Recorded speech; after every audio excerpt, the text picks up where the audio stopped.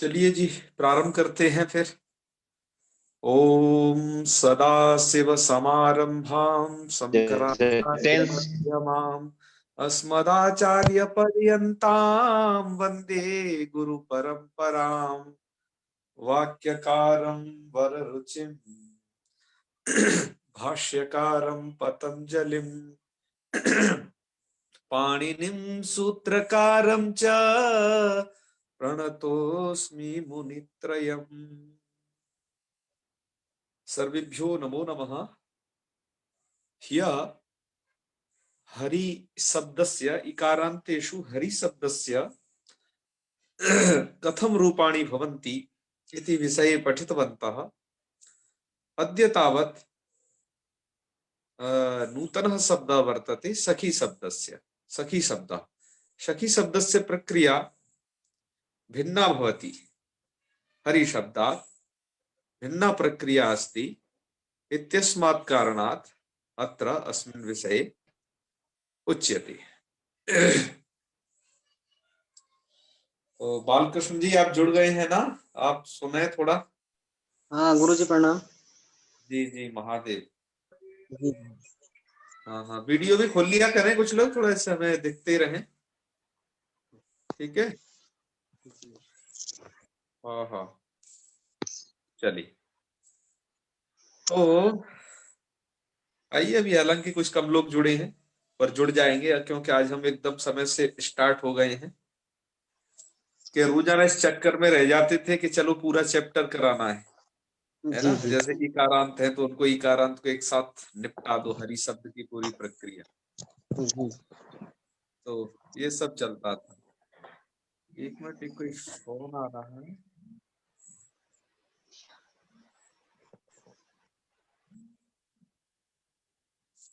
तो हमें लोग फोन कर रहे हैं इस समय।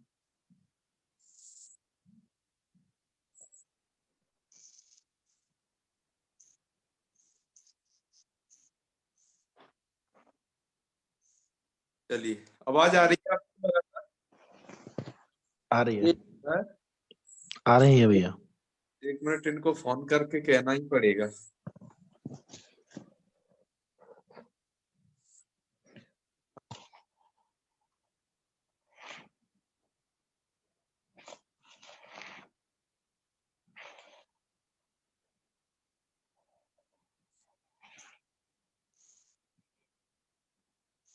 चलिए।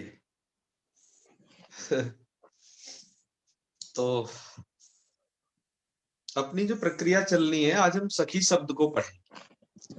जी क्योंकि इकारांतों में बहुत सारे शब्द हैं जो कि हरि की तरह चलते हैं, वो आपने जान चुके, उन शब्दों को आपने जान लिया है। अब कुछ शब्द ऐसे हैं जो सखी तो खैर खुद अपनी तरह ही चलता है, इसकी तरह तो शब्द चलते नहीं। ठीक है ना। क्योंकि इसका सुविभक्ति का ही रूप अपना एक निराला रूप है, और जी इसकी तरह प्रक्रिया तो नहीं होती है अन्य शब्दों की। ठीक है, ये जी तो अपना अलग से ही चलता है। तो चलिए, इसलिए इसको अलग से रखा हुआ है क्योंकि इसमें कुछ कार्य अलग से गिनाए गए। जी तो आइए अब उन कार्यों को देख लेते हैं। जैसे आप सुविभक्ति लाएंगे सखी शब्द से। देखो, हम इकारांत शब्दों को लगातार पढ़ रहे हैं। इकारांतों जी में दूसरी विधा है सखी शब्द, है ना। जी सखी शब्द को देखते ही ऐसा लगता है स्त्रीलिंग लोग समझते हैं, लेकिन ऐसा नहीं है। क्योंकि आप अजंत पुल्लिंग पढ़ रहे हो, ये भी पुंस्त को ही कहता है, अर्थात पुल्लिंग शब्द है ये भी। सखी जी है ना, पुल्लिंग शब्द है। जी यहाँ पर क्या प्रक्रिया होती है वो सब आप लोगों के सामने अब धीरे धीरे हम करके बताते जाते हैं।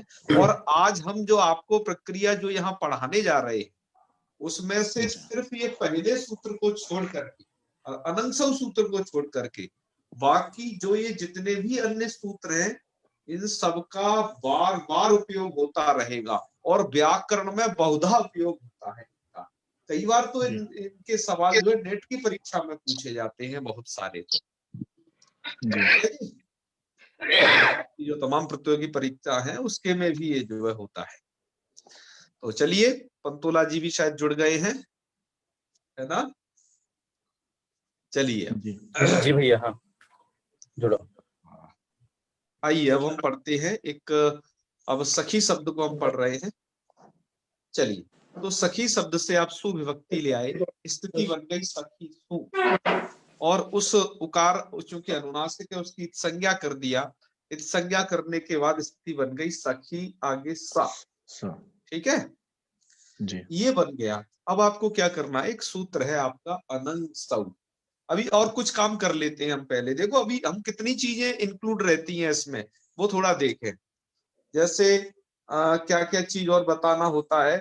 जैसे पहले आप सखी शब्द की प्रातिपदिक संज्ञा करें, प्रातिपदिक संज्ञा करके सुविभक्ति लाइएगा, ये सब है ना, रहता है ना।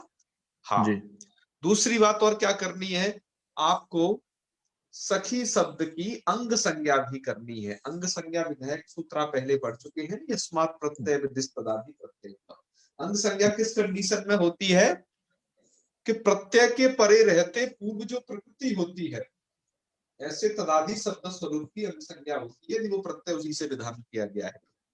सूत्र का अर्थ एक बार जरूर स्मरण कर लेना, क्योंकि यदि आप सूत्र जानते हो तो व्याकरण आपके लिए बहुत इजी है। मतलब ये शब्द ज्ञान आपके लिए बहुत इजी है, पूरा का पूरा संस्कृत का वांग्मय। ठीक है जी। जी तो अब अंग संज्ञा है सखी शब्द की, इतनी सब चीजें समझ लें। अच्छा, तो चलिए आगे बढ़ते हैं। अनंग सौ सूत्र को यहाँ पर लगाते हैं अब सखी सा ऐसी स्थिति होने पर। सूत्र लगेगा अनंग सौ। अनंग सौ सूत्र का क्या अर्थ होता है कि सख्युरंगस्य अनंगादेशो असंबुद्धौ शौ। सूत्र का अर्थ क्या है, हिंदी में भी समझ ले कि सख्युरंगस्य, सख्युरंगस्य इत्युक्ते अंग संज्ञक सखी शब्दस्य। आप इसे ऐसे भी कह सकते हैं दूसरी सरल संस्कृत में, अंग संज्ञक सखी शब्दस्य अनंगादेशः भवति। अनंगादेशो भवति, अनंग आदेश हो जाता है अंग संज्ञक सखी शब्द को। कब होता है, किसके परे रहते, तो कहा असंबुद्धौ सौ, संबुद्धि भिन्न शु परे, सुविभक्ति। जी ठीक है, संबुद्धि भिन्न सुविभक्ति पर कोई काम हो जाता है। अब आप देख रहे हैं हमारी ये जो सुविभक्ति है संबुद्धि भिन्न है, क्योंकि संबोधन का कोई रूप अभी बना नहीं रहे, तो संबुद्धि भिन्न शुभ है। क्या हो जाएगा, सखी शब्द को अनंग आदेश होगा। तो सखी शब्द को अनंग आदेश होगा तो क्या पूरे सखी शब्द के स्थान पर अनंग आदेश हो जाएगा, ये प्रश्न। तो कहते हैं जी नहीं, पूरे सखी शब्द के स्थान पर अनंग आदेश नहीं होगा। तो किसको होगा, अंत्य को होगा केवल अनंग आदेश। तो कैसे कैसे उसकी प्रक्रिया है पूरी वो जाने। म्यूट कीजिए कि सबसे पहले कर दिया। आपको भी हम होस्ट बना देते हैं।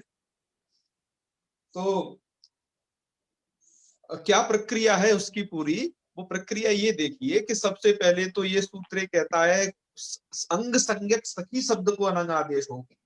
लेकिन एक सूत्र है अनेकाल से सर्वस्य, वो कहता है जो आदेश यदि अनेकाल होते हैं या फिर जो आदेशित होते हैं वो संपूर्ण स्थानीय के स्थान पर बैठते हैं। लेकिन वो तो पूरे के स्थान पर कह देगा कि ये चूंकि अनंग आदेश अनेकाल है, अनेकल वाला है, तो ये पूरे सखी शब्द के स्थान पर बैठने को तैयार है। लेकिन आपने एक सूत्र पढ़ा था उसी का अपवाद ङिच्च।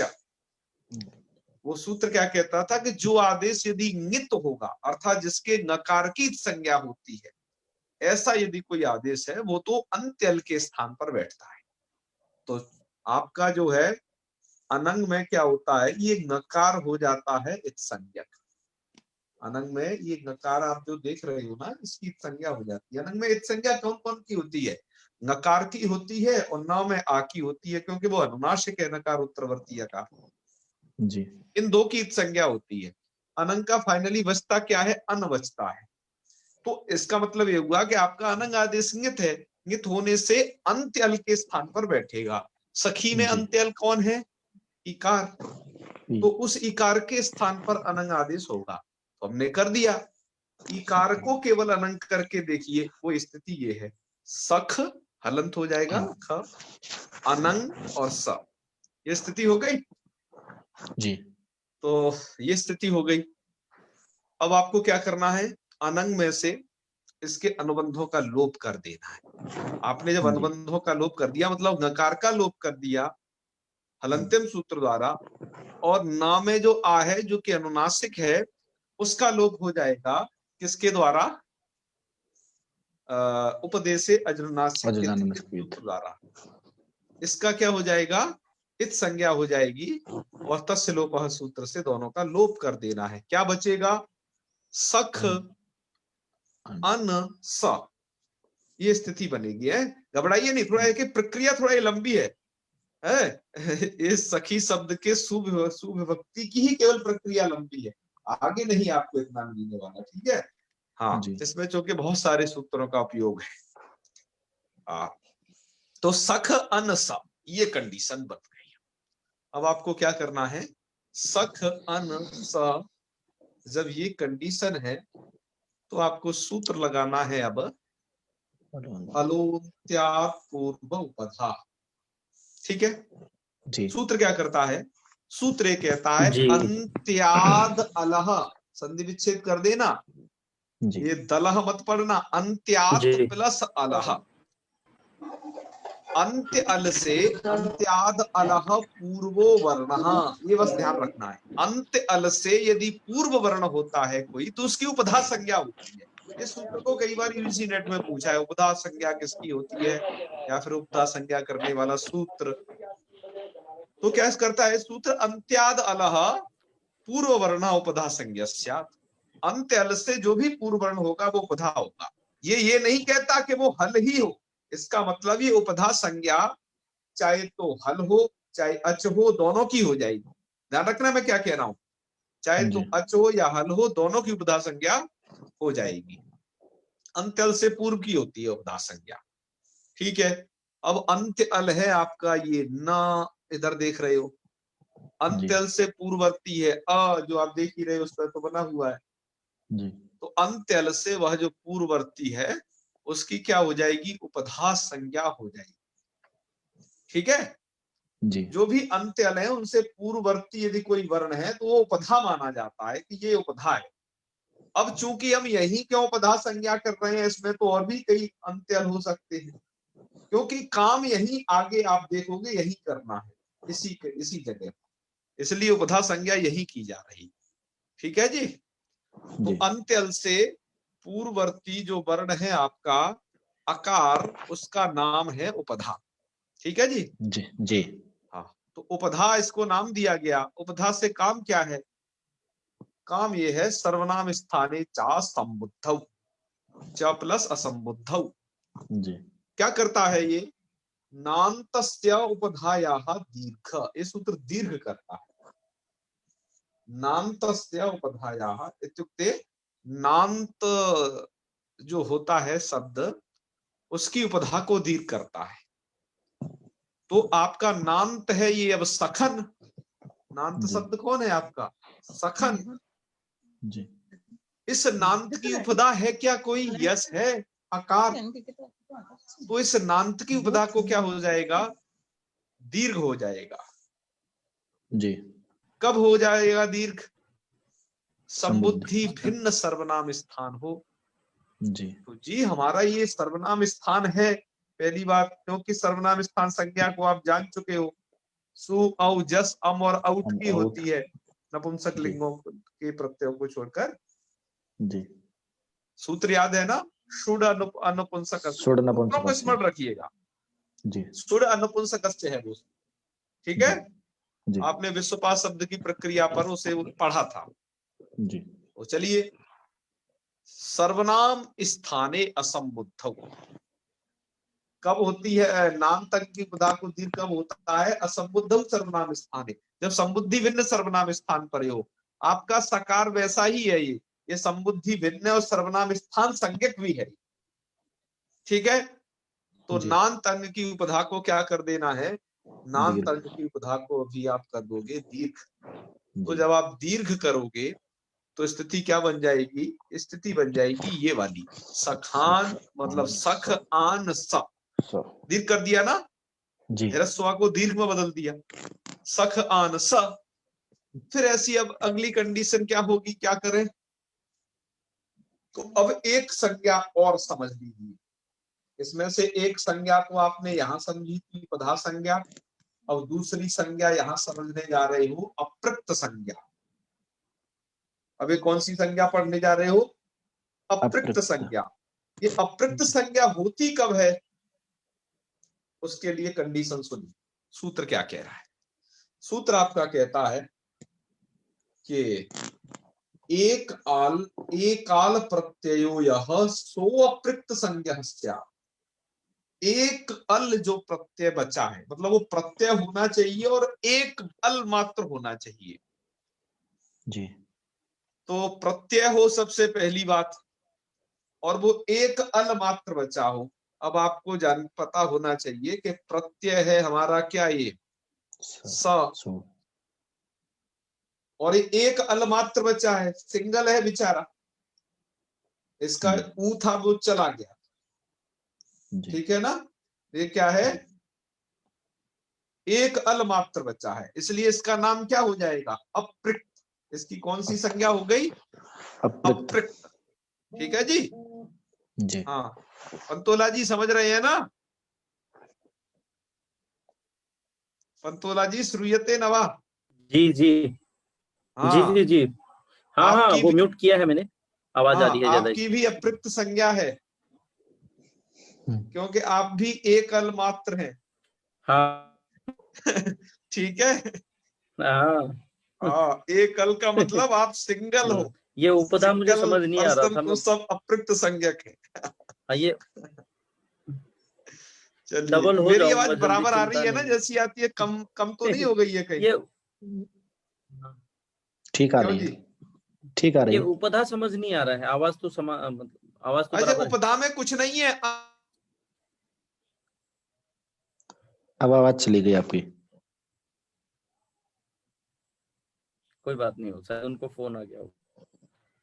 जी। स्टैच्यू हो गए, देखिए आचार्य जी कैसे लग रहे हैं। जी। समझ में आ रही है बात? नहीं, आपकी आवाज चली गई थी बड़े भैया। नहीं, बीच में थोड़ा रुक गया था अभी। अब तो नहीं अभी रुक रुक रहा। गया था, आप बोले। अब नहीं रुक रहा है। तो ना अंत्य ना, अल अभी से ठीक है, जो बोलिए। पूर्ववर्ती वर्ण है उसकी उपधा संज्ञा होती है। देखो, उपधा संज्ञा के लिए क्या बताया था आपको? जैसे अंत्य अल है, यहाँ पर कौन? अंत्य नकार। अल से पूर्व। देखो, अंत्य अल से पूर्व जो वर्ण होगा, जी। अंत में कौन है? नकार। नकार से पूर्व कौन है? अकार। उस आता ही समझ में? है तो अंत्य अल से जो पूर्व में स्थित है उसकी उपधा संज्ञा हो जाएगी। जी। देखो, लिखा भी है उसके नीचे उपधा, हाँ। जस्ट कि वो उपधा नाम है उसका। ठीक है। और अप्रक्त लिखा है। संज्ञा किसकी होगी? एक काल एक अल तो प्रत्यय होगा, मतलब वो प्रत्यय हो और सिंगल बचा हो। तो ये सुप्रत्यय था, जब ये यहाँ पर अनुबंध लोप कर दिया तो सिंगल बचा बेचारा, तो इसकी होगी अप्रक्त संज्ञा। ठीक है। तो उपधा संज्ञा का कार्य तो आपने समझ लिया कि ये दीर्घ हो गया था यहाँ। अप्रक्त संज्ञा का कार्य अभी आप समझेंगे। अप्रक्त संज्ञा तो समझ गए ना? अप्रक्त काल प्रत्यय, एक काल यह प्रत्यय प्रत्यय यह सो अप्रक्त संज्ञा से। जी। अब आपको क्या समझना है? अब आपको समझना है, जब इसकी अप्रक्त संज्ञा हो गई,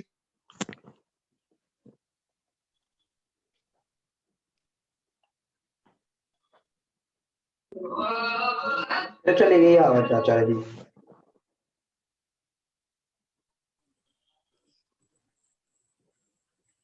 तो इसको काम कौन सा होने वाला? हल्न्याभ्यो दीर्घा श्रुति से अप्रक्तम। इस बड़े भैया तरीके से आपकी उन्हें आवाज पढ़ना चली है। गई थी। आपका फिर रुक रहा है।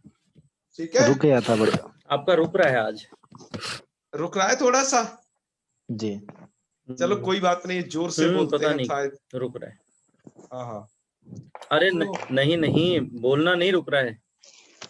अच्छा, नेटवर्क है ना? नेटवर्क के कारण आप वो स्टेचू हो जाते नेटवर्क हैं। समस्या से आप स्टैच्यू हो जा रहे हैं। अच्छा अच्छा, चलिए, पुत्र ये तो भगवान बन के जाते हैं भरोसे कुछ होता समय है को। नेटवर्क तो। ठीक है। कोई बात। चलो आगे पढ़ते हैं, जितना है आप उसे सुन लें, हम द्वारा से बोल देंगे, ऐसी कोई बात नहीं, रुकेगा नहीं, बल्कि वो द्वारा आवृत्त हो जाएगा। आपको क्या उच्चारण करना है सूत्र का, हम इसके जी। विषय में बता रहे थे। हल्न्याभ्यो दीर्घा श्रुति से अप्रक्तम हल। हलन्याभ्यो। लोग यही गड़बड़ी कर देते हैं, वो क्या बोल देते हैं, हलन्याभ्यो, ऐसे हाँ। ल पूरा हो जाता है। ठीक है, हलन्याभ्यो।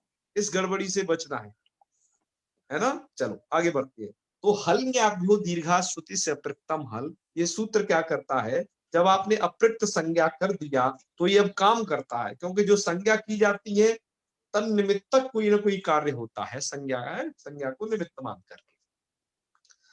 तो चलिए जी, इस सूत्र का अर्थ क्या है।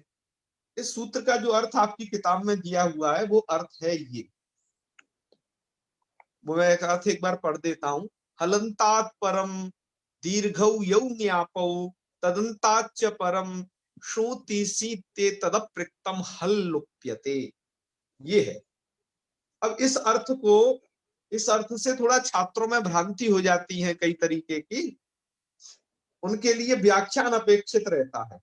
अतः हम छात्रों से ये निवेदन करते हैं कि आप इस नीचे वाले अर्थ को याद कर लें जो हमने यहाँ लिखा है। ये इसका स्पष्ट अर्थ है। स्पष्ट मतलब कि आपको ज्यादा व्याख्यान की जरूरत नहीं रहेगी, सीधा समझ जाओगे इस नीचे वाले अर्थ को यदि याद करते हैं। ये आपकी किताबों में नहीं है, हमारे जो एक तो गीता प्रेस वाली पुस्तक है उसको देखा है हमने, और एक हमने बताया था आपको, शिवदत्त शर्मा जी दाधिमत जी थे, उन्होंने अपनी व्याख्या लिखी, दाधिमथी व्याख्या, सारदर्शनी व्याख्या। उस व्याख्या को उनके शिष्य ने आगे बढ़ाया, उनका नाम था पंडित शिव नारायण जी, राजस्थान के विद्वान थे ये। और पंडित शिवदत्त दाधिमत जी ने तो जब भारत विभाजन नहीं था उससे पहले वो लाहौर के प्रिंसिपल भी रहे, वहां पर भी एक संस्कृत का विद्यालय था। क्या बताएं, संस्कृत के विद्यालय कहाँ कहाँ नहीं थे, बड़ी याद आती है जब हम इतिहास को पढ़ते हैं। तो लाहौर में संस्कृत का विद्यालय था, विश्वविद्यालय, वहां के वो प्रिंसिपल थे। उन्होंने उस एक पुस्तक लिखी है, व्याख्या मतलब इस लघु सिद्धांत कौमुदी की, तो उससे हमने ये उद्धृत किया है आपके लिए इस अर्थ को जो नीचे आप देख रहे हो, है ना, क्योंकि ये थोड़ा सरल स्पष्ट अर्थ है, बिल्कुल करेक्ट, मतलब जिस तरीके से आपको समझना चाहिए। तो संस्कृत की स्थिति अब ज्यादा दयनीय हो गई है जब भारत स्वतंत्र हो गया है। अरे ऐसी स्वतंत्रता किस काम की कि अपनी संस्कृति और संस्कृति ही भुला दी। इससे तो हम परतंत्र बहुत अच्छे थे कि जब संस्कृत के लिए अंग्रेजों के जमाने में संस्कृत का वर्धन हुआ, मुसलमानों के जमाने में संस्कृत का वर्धन हुआ, माना कि कुछ लोगों ने उसको किया, लेकिन 95% पॉजिटिव था रिजल्ट, 5% ही इधर उधर था।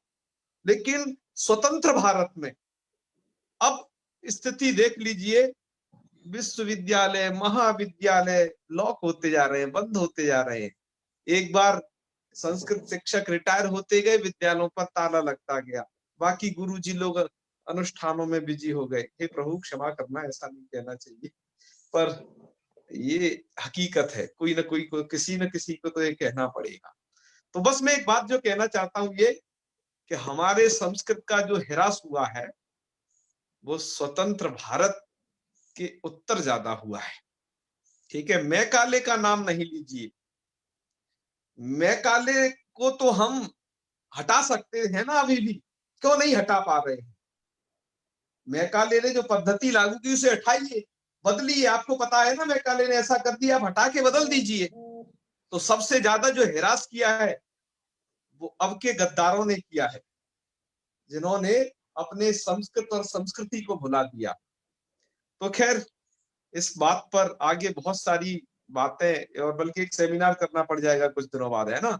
हम काफी सारा मैटर जुटा लिए हैं इस बार जब गए थे। तो अब आगे प्रकृत विषय पर बढ़ते हैं, क्योंकि हमारा विषय चला गया था कि जिस पुस्तक को हमने देखा था उस पुस्तक के लेखक लाहौर के प्रिंसिपल थे। मतलब कहां कहां नहीं थी ये संस्कृत, और अब कुछ भी नहीं है, नामो निशान भी नहीं है जी, क्या कहें। चलिए आगे बढ़ते हैं। तो उसमें उस पुस्तक में क्या अर्थ लिखा हुआ है वो सुनिए। पुस्तक में लिखा है, इस मतलब यही जो अर्थ है ना ऊपर जो आप मूल में देख रहे हो जो ब्लैक कलर से लिखा है, उसी को थोड़ा ऐसे करके पढ़िए, जस्टिफाई करके, थोड़ा अच्छा रहेगा, खंड खंड करके। क्या अर्थ करना है, हलंतात परम श्रुति सी ते तद प्रकृतम हल लुप्यते।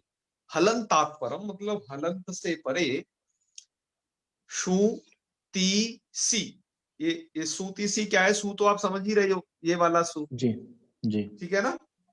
और जी ती और सी क्या है? ये जब आप पढ़ोगे ना तित्तस जी से तस्थ आगे भ्वादिगण में जाकर वहां समझ जाओगे क्या है। जी तो हलंत से परे सु संबंधी अप्रयुक्त हल का लोप होता है, ती संबंधी अप्रयुक्त हल का लोप होता है, और सी संबंधी अप्रयुक्त हल का लोप हो जाता है। पहला अर्थ हो गया हल लोप। दूसरा अर्थ क्या करना है आपको? दूसरा अर्थ है कि दीर्घौ यौ ज्ञापौ, दीर्घ जो ज्ञाप और तदंतात, ऐसा तदंत अर्थात दीर्घ ज्ञंत और आवंत ऐसा शब्द है ना।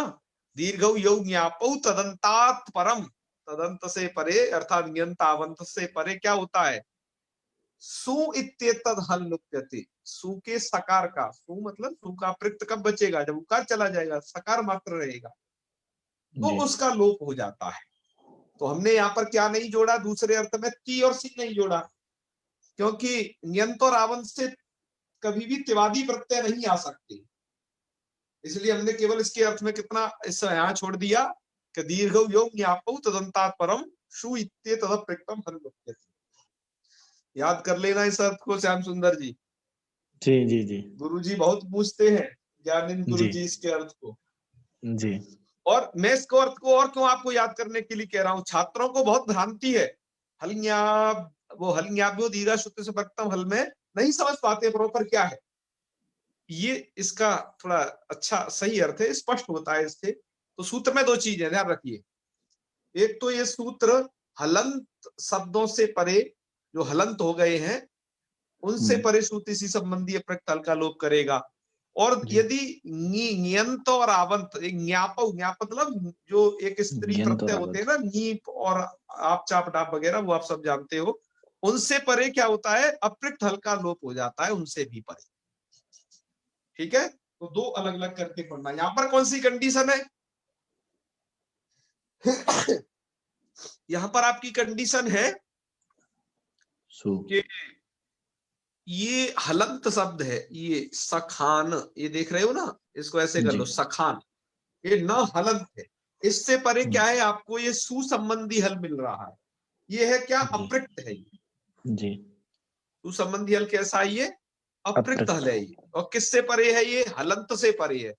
जी ठीक है, तो हलंतात जी परम सूतिसी इत्येतद अप्रयुक्तम हल लुप्यते। सूतिसी ऐसा इत्येतद अप्रयुक्तम, ऐसा अप्रयुक्त हल होना चाहिए। तो अप्रयुक्त है सब, क्योंकि अकेला है, सिंगल है, उसकी अप्रयुक्त जी संज्ञा है, जी उसका लोप हो जाएगा। आपने लोप कर दिया तो क्या स्थिति बन जाएगी? स्थिति बन जाएगी सकार का लोप होने के बाद सखान। क्या स्थिति बन जी जाएगी? सखान सख आन मतलब सखान बन जाएगी। जी फिर आपको क्या करना है? आपका एक अग्रिम सूत्र है यहाँ पर जो आपको दिखाई दे रहा हो सबसे नीचे वाली पट्टी में, ये न लोपः प्रातिपदिकान्तस्य। ठीक है, क्या करता है ये सूत्र? ये सूत्र नकार का लोप करता है, पर कब? सूत्र कहता है प्रातिपदिक संज्ञकम यत पदम। प्रातिपदिक संज्ञक पद कौन है आपका? सखान। सखान क्योंकि आपने सखी शब्द की प्रातिपदिक संज्ञा की, इसको आपने अनंग किया तो ये भी प्रातिपदिक ही रहा। जी अनुबंध लोप होने के बाद भी सखान ये प्रातिपदिक ही है। तो जी प्रातिपदिक संज्ञकम यत पदम, अत्र प्रातिपदिक संज्ञकम पदम वर्तते सखान, तो पद संज्ञा भी है सुप्तिगंत जी पदम सूत्र द्वारा, जी इसलिए यत पदम ये पद भी है।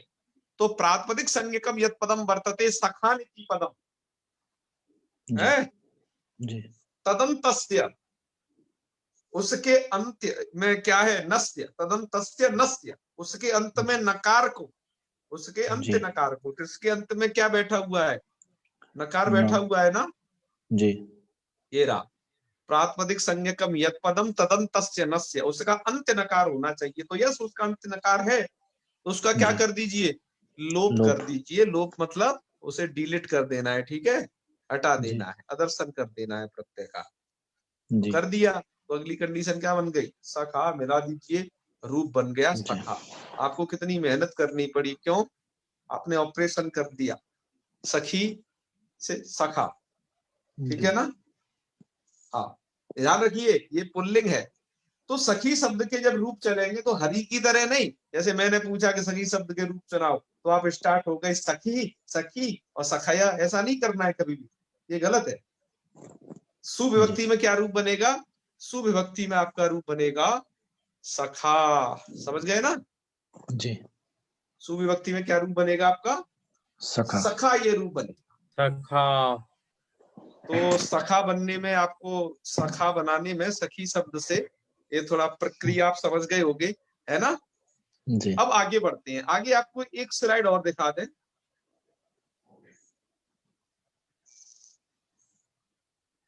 ये वाली देखिए, मतलब इसमें हमने उसका स्क्रीनशॉट ले लिया है और उसे लिख दिया है।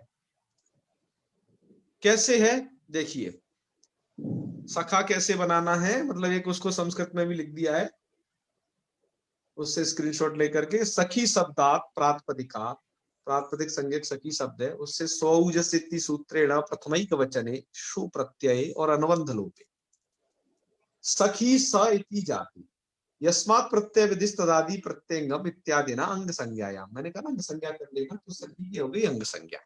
अनंगशौ इति सूत्रेण ङिच्च इति परिभाषा सहायतया, ङिच्च इस परिभाषा सूत्र की सहायता से अंत्यस्य अनंगादेश, अंत्यस मतलब सखी शब्द का जो ई है उस ई को अनंगादेश कर देना है। अनुबंध लोपे, फिर अनुबंध लोप कर देना है, तो स्थिति बन जाएगी सखन सा, अनंग कर दिया ना ई को और जोड़ दिया सखन सा इति स्थिते। फिर क्या करना है? अलोन्त्यात् पूर्वपदा इति सूत्रेण नकारात् पूर्वस्य अकारस्य उपधा संज्ञायाम षोडनुपुंसकस्य इत्यनेन शु प्रत्ययस्य सर्वनाम स्थान संज्ञायाम। षोडनुपुंसकस्य से क्या हो गया? सर्वनाम स्थान संज्ञा, उपधा संज्ञा भी हो गई। और अप्रत्ययकार प्रत्यय से क्या हो गया? इत्यनेन प्रत्ययस्य सस्य, प्रत्यय का जो सा दिखाई दे रहा है मतलब सुप्रत्यय का सा जी, उस सस्य की अप्रयुक्त संज्ञायाञ्च कृतायाम, अप्रयुक्त संज्ञा कर लेने पर सर्वनाम स्थाने च संबुद्धौ जी, इति सूत्रेण नामतस्य पधाया दीर्घे, मतलब पहले इन्होंने दीर्घ कर लिया और दीर्घ कर लेने के बाद हल्ङ्याभ्यो दीर्घासुतम हल इति सूत्रेण अप्रयुक्तस्य लोपे, अप्रयुक्त से मतलब वो सकार का लोप हो जाएगा मात्र। और फिर क्या करना है? अब नकार बचा तो स्थिति बनेगी सखान, मतलब नकार बचा, अंत में आपको नलोपा प्रातिपदिकांत सूत्रेण नस्य लोपे कृते सखी इति सिद्धम, बस ऐसे सिद्ध करना पड़ता है हर एक चीज। तो आपने आज हम आपको एक वचन का यही रूप पढ़ाते हैं बस, ठीक है ना, क्योंकि आगे की प्रक्रिया के लिए फिर थोड़ा लंबा हो जाएगा। जी। कल की कुछ बात कर लेते हैं, आज तो यहीं तक, कल की बात कुछ कर लेते हैं। हरि शब्द के तरह आप लोगों में से कुछ ने मुझे, जैसे मेधा जी ने और बाकी लोगों ने मुझे अन्य शब्दों के भी रूप लिख करके भेजे हैं। बहुत सराहनीय प्रयास है उनका। वो लोग एक अच्छी दिशा में, है ना, खुद को एक अच्छा आगे बढ़ा रहे हैं वो लोग। तो आपको क्या करना है? इनका अभ्यास करना है। क्यों? आपको इनको बोलना आना चाहिए, जैसे आपने लेखन किया, आपको उन्हें बोलना आना चाहिए, ठीक है। तो अभी हम थोड़ा सा देखें कौन कौन उसमें समझ गए हैं। जी बसंती जी। हाँ जी, नमस्कार आचार्य जी। मैं ये पूछना चाहती हूँ, अनुबंध का क्या तात्पर्य होता है? अनुबंध का मतलब होता है अनुपश्चात कार्यार्थम बंध्यते, जो पाणिनि जी ने किन्हीं कार्य को करने के लिए लगाए हों वो अनुबंध कहलाते हैं। जैसे यहाँ पर अनंग में ङ जो जोड़ा है वो किस लिए जोड़ा है कि ये अनंग आदेश अंत के स्थान पर बैठे, इसलिए उसमें ङ जोड़ दिया। ऐसे ही पाणिनि जी कहीं ङ जोड़ दें, कहीं ट जोड़ दें, कहीं क जोड़ दें, मतलब कुछ एक ऐसा, क्योंकि यहाँ पर अनंग का बचता तो अन ही है, दो चीज एक्स्ट्रा जोड़ रहे हैं, उसमें अ भी जोड़ रहे हैं और ग भी जोड़ रहे हैं, उनको तो लोप करके ही हटा रहे हैं। तो उनको वो जोड़ते हैं क्यों कि उनको जोड़ने से, और जब वो जोड़ के हट गए तो उन संबंधी कुछ कार्य हो जाएगा। इसलिए जब कोई आदेश इंगित होता है तो अलग प्रभाव पड़ता है, कोई कित होता है, कोई टित होता है, आगे चल के कई कई प्रकार के होंगे, कुछ पित आएंगे, तो ये अनुबंध कहे जाते हैं वो, कि कुछ कार्यार्थ को उसमें लगाए जाते हैं, उनका अनुसंजन किया जाता है। ठीक है ठीक है जी। हाँ जी। चलिए, तो हरि शब्द के रूप मैं समझता हूं आप सबको आ गए होंगे, किसका कहां पर क्या क्या बनेगा, है ना। थोड़ा अब आपको सही से आ जाने चाहिए।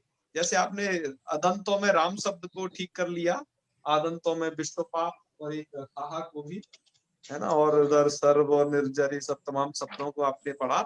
ऐसे हरि शब्द को भी, हरि शब्द में भी आपकी सही प्रक्रिया होनी चाहिए। ठीक है जी।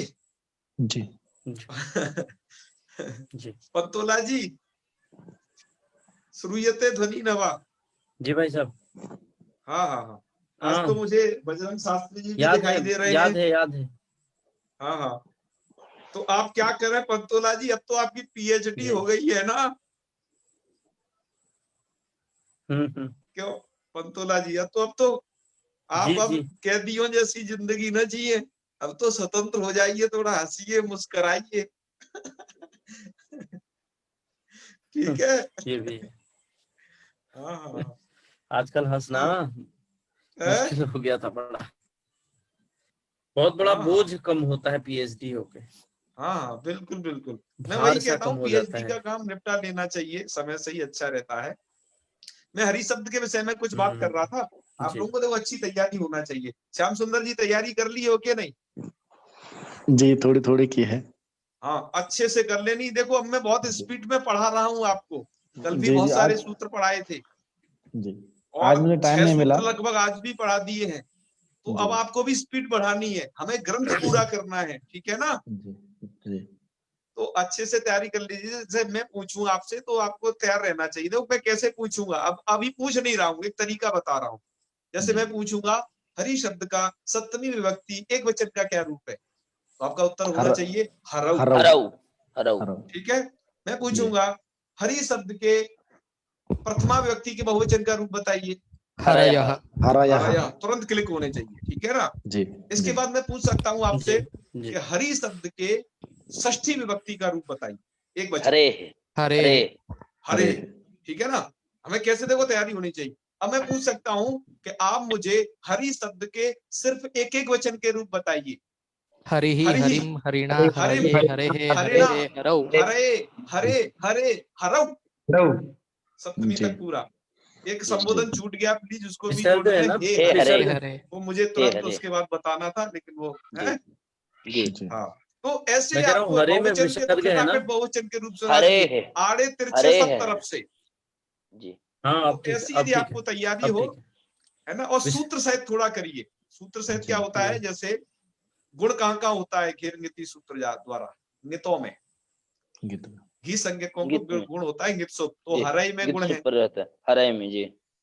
और है एक ना, घेर जसी च नीति गुण वाला जो करता गुण है, है। एक और जसी च क्योंकि वो घी संज्ञा निमित्तक गुण है, जी तो चतुर्थी का एक वचन, जी पंचमी षष्ठी के एक वचन में घी संज्ञा जी निमित्तक गुण होगा। जी और एक जगह और गुण है हरया, लेकिन वो घी संज्ञा निमित्तक गुण नहीं है, वो तो वो जसीचा। जसी च गुण करता है जी। और ठीक है जी। फिर एक यहाँ है, हे हरे में है, हाँ हाँ रसवस्य बिल्कुल, गुण हे है, हरे में है, फिर एक दूसरा गुण, बहुत अच्छा। रसवस्य गुण है तो आप इस तरीके से तैयारी कर जी लीजिए, बहुत अच्छा रहेगा। ठीक जी है। जी जी हर शब्द को ऐसे ही पढ़ना है। जी और आपको ज्यादा कठिनाई होनी नहीं चाहिए, ज्यादा हो तो वो चार्ट देख लेना। और हम आपको कुछ ही दिनों में क्या मतलब अष्टमी तक हमने जो भी अभी तक जो बनाया है ना, उसको भी आप लोगों में से कई ने मांगा है, हम वो जी भी आपके लिए भेज देंगे, जी जिससे आप भी जब उन्हें पढ़ाएं या पढ़ें तो अपने लिए अच्छा रहेगा जो बनाना हो। जी ठीक है, उसको जी भी जी आपको भेज दिया जाएगा। जी तो चलिए फिर आज इतना ही रखते हैं। जी ठीक है, जी फिर जुड़ेंगे, इसको जी शब्द को फिर कल पूरा कर देंगे। ठीक है। जी जी इकारांतों में काफी सारे कुछ और थोड़े से भेद बचे हैं, जी और आप धैर्य धारण करे रहिए, क्योंकि आप जिस तरीके से पढ़ रहे हो ना, आप शब्दों के रूप कभी जिंदगी में नहीं भूलने वाले। ठीक है ना, जी ये बात ध्यान रखना, जी क्योंकि ये प्रक्रिया है। जी तो चलिए खैर समापन करें आज। जी चलिए, जी जी ओम सर्वे भवन्तु सुखिनः, सर्वे सन्तु निरामयाः, सर सर्वे भद्राणि पश्यन्तु, मा कश्चित् दुःखभाग् भवेत्। ओम शांति शांति शांति। सर्वेभ्यो नमो नमः। नमो नमः गुरुजी, शुभरात्रि। शुभरात्रि।